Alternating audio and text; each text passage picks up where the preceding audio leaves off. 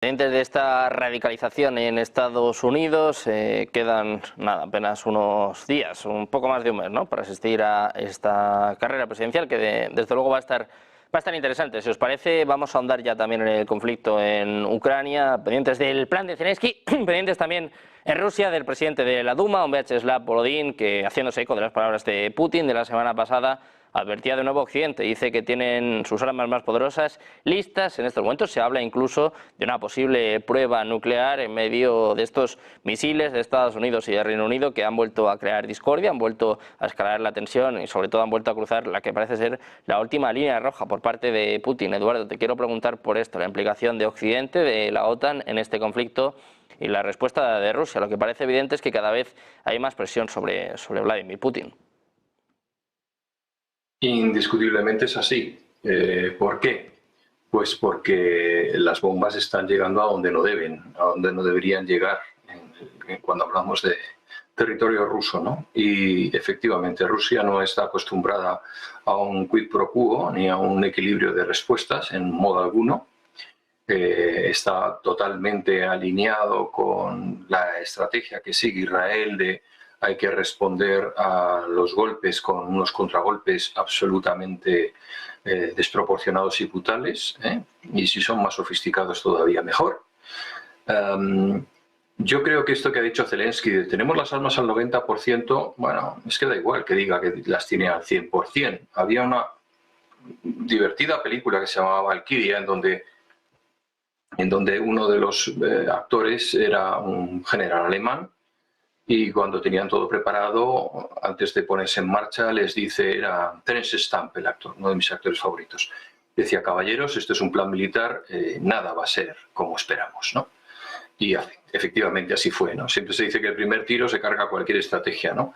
El hecho de que tengas todo preparado no significa que ni lo vayas a usar bien, ni que las cosas vayan a salir como tú quisieras. Es decir, como amenaza es un poco deficiente en el caso de lanzarla en este momento. Por otro lado, yo creo que debería haber aprendido un poco y esto seguro que Enrique, que lo sigue muy de cerca, lo explicará mucho mejor que yo, pero de la experiencia de Kursk debería haber sacado algunos aprendizajes, ¿no? De que realmente sus planificaciones no van tan lejos como quisiera. A mí no me cabe duda de que si se les va la mano un poquito, Rusia le va a dar la del pulpo y la del inglés, nunca mejor dicho, porque antes has preguntado por ¿y los ingleses y los rusos? Bueno, los británicos tienen una creencia desde los tiempos de Crimea por la zona y ahí siguen, y los británicos pues hacen todo lo que diga Estados Unidos, ¿no? Siempre lo han hecho. Fueron los que principalmente le secundaron en la guerra de Irak, en cualquier conflicto en Afganistán donde hayan estado, ¿no? Con lo cual, pues es de esperar que traten de sumarse a esta movilización. Yo creo que Estados Unidos ha ido tan lejos como su opinión pública le permite. Y me explico. La opinión pública americana no está preparada para recibir más gente metida en bolsas de plástico. No lo está. Entonces, hay un chiste que está circulando por ahí que dice que Estados Unidos va a luchar hasta el último ucraniano si hace falta, ¿no? Y yo creo que es así, pero mandar nosotros a los nuestros no va a ser el caso. Yo esta semana estaba estudiando, por ejemplo, la ofensiva del Tet en Vietnam, y hubo 200 y pico bajas, creo, norteamericanas en aquel momento en UE, y había miles y miles de vietnamitas que habían muerto, y sin embargo la opinión pública cambió de un 30% favorable a la guerra en Vietnam, de donde un 70% a solo un 30% porque habían visto en la televisión cómo sufrían sus chicos. Yo creo que Estados Unidos, a diferencia de Rusia y sobre todo a diferencia de Israel, que es el único país que está preparado para tener a refugiados metidos un año y no temblar la mano y seguir adelante, es decir, imaginemos esta situación en España, ¿no? Que en Afganistán hubieran detenido, hubieran cogido a unos rehenes, y más si son mujeres, en nuestra presencia en Afganistán. Al día siguiente nos vamos, eso no nos cabe ninguna duda, ¿no? Pero Rusia es capaz de aguantarle el pulso a cualquiera, y desde luego eso debería tenerlo en cuenta Estados Unidos, porque todavía no ha puesto a prueba su capacidad de sacrificio, que insisto, creo que es la segunda más fuerte después de la de Israel. Bueno, también está Ucrania, la admirable Ucrania, que tiene unos hombres que la verdad es increíble lo que están aguantando, ¿no? Y mujeres, maravillosos documentales con enfermeras, no sé si los habéis visto, impresionante, ¿no? Ya, esa es gente bragada, como se decía antiguamente. Con lo cual yo creo que esto va a quedar en un poquito de agua de borrajas. No creo que se les vaya la mano a los ucranianos, ni que toquen el arma secreta, ni que hagan pruebas nucleares, ni cosas de esta, porque la siguiente es en la frente. O sea, la siguiente es dejar Kiev como el culo de un niño, o sea, absolutamente arrasado. Eso lo tienen clarísimo. Están a 40 kilómetros de Moscú con sus misiles, que se les ocurra acercarse un poco más, ¿no? Yo me lo haría ver. Si fuese Zelensky, desde luego es una estrategia para continuar en el poder en un momento en que se le ha movido todo el gobierno, y no cualquiera, se ha ido ministro de Exteriores, ministerios importantes, y precisamente porque no son absolutamente fieles, ni confiables, ni seguros de que la victoria vaya a caer del lado de Ucrania. Bueno, pues pendientes de Ucrania, de estos ataques, como bien estaba explicando Eduardo, cada vez más cerca de Moscú. En duda ya si se están utilizando directamente los misiles de largo alcance de Estados Unidos y de Reino Unido, y sobre todo pues ya atentos a la respuesta por parte de Rusia. Putin decía la semana pasada que cambiaba la naturaleza, la esencia de este conflicto, que era la implicación directa de la OTAN en el mismo, y además hablaba de graves consecuencias, ¿no? Precisamente sobre esto hablaba hoy Volodín, diciendo que están guardando sus armas más poderosas. Claro, Enrique, te quiero preguntar por esto, ¿hasta dónde va a llegar tanto la paciencia como la respuesta por parte de Rusia? Nos lo seguimos preguntando, pero como decimos, cada vez parece que hay más presión sobre Putin, ¿no? Sobre todo con este tipo de declaraciones. Él mismo, de hecho, subió el tono ya la semana pasada. Sí.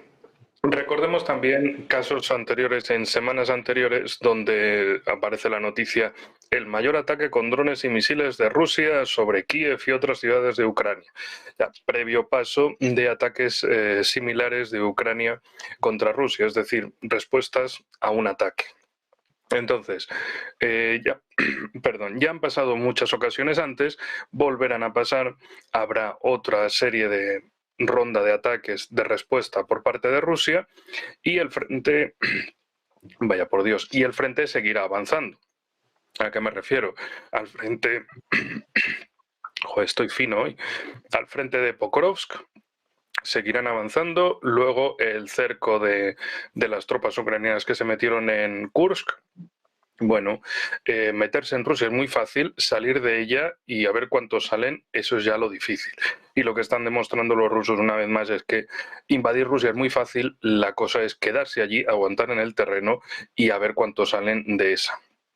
Que en Ucrania pensaban que los rusos no tenían apenas recursos, o se creyeron todo lo que les decían, especialmente los británicos, que son los mayores liantes de todo esto, son los más belicistas. De hecho, yo añadiría una cosa más a lo que comentaba Eduardo. No solo es la guerra de Crimea del siglo XIX, es también precisamente en la guerra civil rusa, en la después de la Primera Guerra Mundial, cuando personajes británicos de la altura de Halford Mackinder, uno de los llamados padres de la geopolítica, aunque él nunca la consideraba así, solo hablaba de geografía política, era el enviado británico para el territorio del sur de Rusia, en lo que hoy es el sur de Rusia y Ucrania. Y su único objetivo era conseguir que blancos y rojos se matasen a más no poder, y que de paso quien terminase de ahí dejara un país intermedio, que podía ser Ucrania o como se quisiera llamar, pero un país intermedio entre Rusia y el resto de Europa. Es decir, para los británicos esto es una cosa que les viene de siglos, y hacer que otros se maten es algo que saben hacer muy bien. Y además que no solo son los estadounidenses los que no tienen ganas de que sus chicos vayan a morir, es que ellos también ven el frente de Asia-Pacífico, o como ellos lo llaman, el Indo-Pacífico, porque juntan el Índico y el Pacífico en un solo frente. Y la cuestión es que no tienen tanta gente como para cubrir todo. Lo que esperan pues es que muera hasta el último ucraniano, polaco, lo que sea, y que ellos lleguen ya en última instancia cuando los rusos estén muy ablandaditos y aquello parezca, pues no sé, Berlín 1945, entrar y hacer fotos nada más. En el caso actual pues no parece que vaya a ser así, y tienen por el otro lado a China, que no paran de quejarse de que si China y Corea del Norte siguen haciendo pruebas nucleares, ampliando su arsenal nuclear, etcétera, Claro, es que son un país de apenas 300 millones de habitantes como es Estados Unidos. A ver tú a quién reclutas para una guerra en 2 frentes mundiales de esa categoría.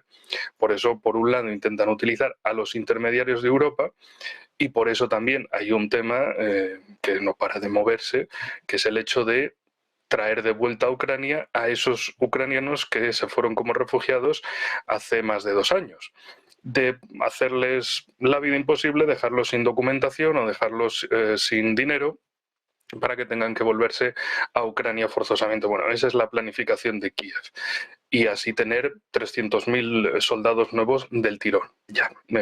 La cosa es que otros preferían ser pobres allí donde estén antes que irse a la picadora de carne por Zelensky y compañía. Pero bueno, el frente seguirá y me quedo con una noticia que estaba viendo antes y es que precisamente, mientras tanto en todo esto, Rusia firmó con República de Congo, no confundamos con República Democrática del Congo, en este caso es la pequeña, un acuerdo para hacer un oleoducto y dedicarse a temas de energía, desarrollo, etcétera, que esto es lo que da dinero y sobre todo lo que hace la victoria del día de después.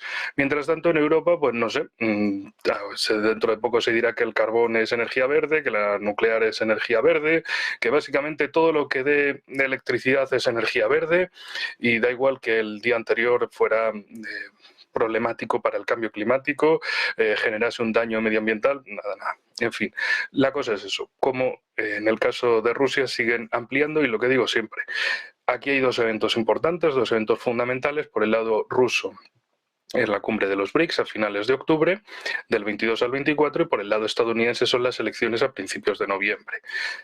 ¿Movimientos que pueda haber por un lado y por otro? En el lado ruso no les interesa nada hasta después de su gran evento.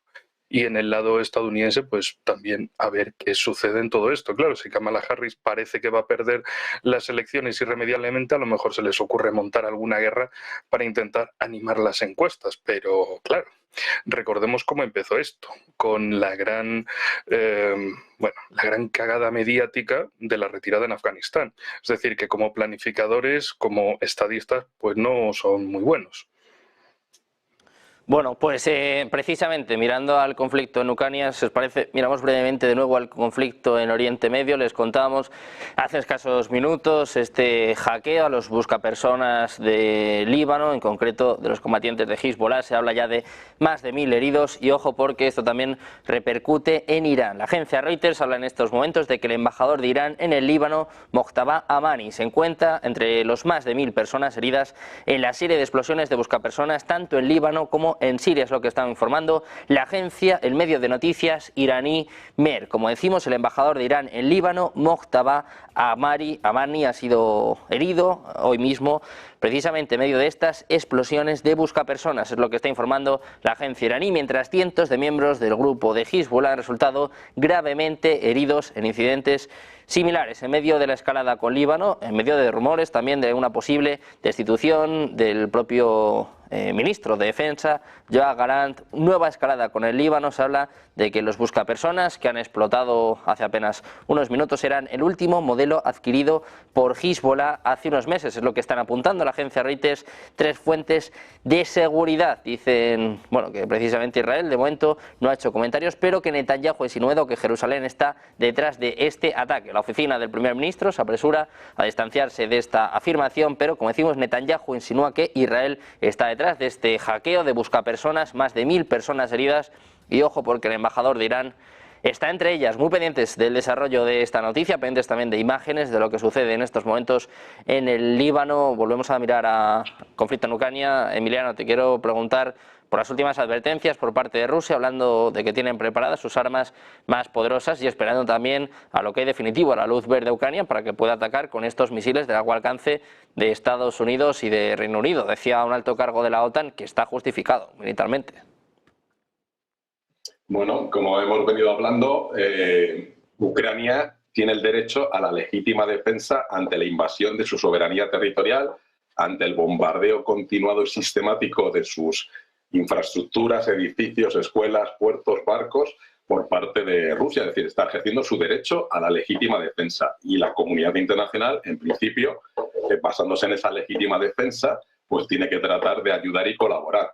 Cuando hablamos de que si Rusia acusa a determinados Estados miembros de la OTAN y que son parte y que les va a declarar la guerra, en ningún momento los miembros de la OTAN anuncian que van a declarar la guerra a Irán, que suministra los drones a Rusia, tampoco a Corea del Norte, que suministra munición a Rusia. Entonces, bueno, pues esto entra dentro de la dinámica.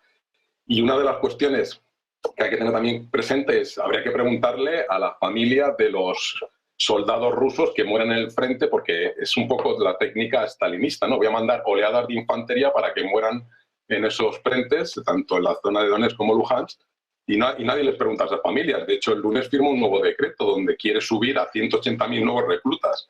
Ya sabemos que en el anterior intento por parte de Putin de reclutar gente joven, hubo una salida masiva de gente joven cualificada que podría contribuir al desarrollo de la economía y de la sociedad rusa, que se fue a los países vecinos para no ser reclutados. Entonces, ¿quién va al frente? Los campesinos, las etnias minoritarias en Rusia, que mueren como chinches.